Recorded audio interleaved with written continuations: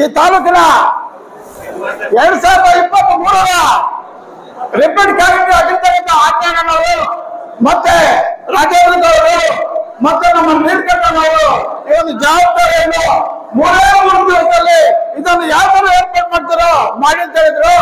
ನಿಜ ಹೇಳ್ತೇವೆ, ಕೆಲವರೆಲ್ಲ ಕೇಳಿದ್ರು ಏನು ನಮ್ಗೆಲ್ಲ ಕೊಟ್ರೆ ನಾವೆಲ್ಲ ಲಾರಿ ಬರ್ತೀವಿ ಅಂತಂದ್ರು. ನಾವಂದ್ರೆ ಸಂಘಟನೆಗಳ ಮುಖಾಂತರ ಮಾಡ್ತಾ ಇರೋದು, ದಯವಿಟ್ಟು ಅದನ್ನ ಆ ಮಾತು ಹೇಳ್ಬೇಡಿ. ನಿಮ್ಗೆ ಲಾರಿ ಬೇಕಾದ್ರೆ ಸಹಾಯ ಮಾಡ್ತೀವಿ, ಅದು ವಾಲಂಟಿಯರ್ ಬರ್ತಕ್ಕಂಥ ಒಂದು ಸಂಗತಿ.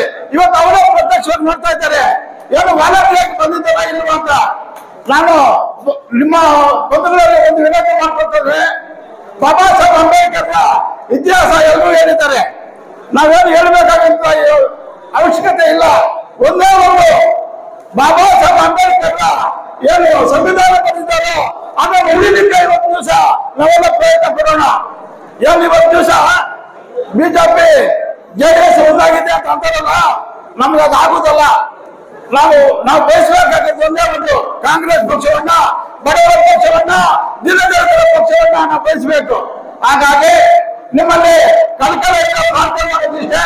ನಾಳೆ 26ನೇ ತಾರೀಕು ಏನು ನಮ್ಮ ಭವಿಷ್ಯತ್ತು ನಿಂತಿದೆಯೋ ಪರವಾಗಿ ನಾವು 1ನೇ ನಂಬರ್ಗೆ ಕೈ ಗುರುತಿಗೆ ನಮ್ಮ ಮತವನ್ನು ಚಲಾಯಿಸಬೇಕು ಅಂತ ಈ ಮೂಲಕ ನಿಮ್ಮಲ್ಲಿ ನಮ್ರವರಿಗೆ ಬೇಡ್ಕೊಳ್ತಾ ಇದ್ದೇನೆ.